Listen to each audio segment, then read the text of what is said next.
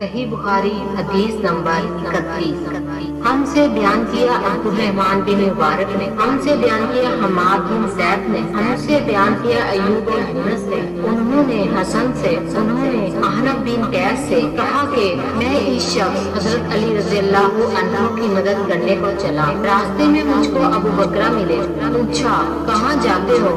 میں نے کہا اس شخص حضرت علی رضی اللہ عنہ کی مدد کرنے کو جاتا ہوں۔ ابو بکرہ نے کہا اپنے گھر کو لوٹ جاؤ، میں نے حضرت صلی اللہ علیہ وسلم سے سنا ہے، آپ صلی اللہ علیہ وسلم فرماتے تھے جب دو مسلمان اپنی اپنی تلواریں لے کر بھڑ جائیں تو قاتل اور مقتول دونوں دوزخی ہیں۔ میں نے عرض کیا یا رسول اللہ، قاتل تو خیر ضرور دوزخی ہونا چاہیے، مقتول کیوں؟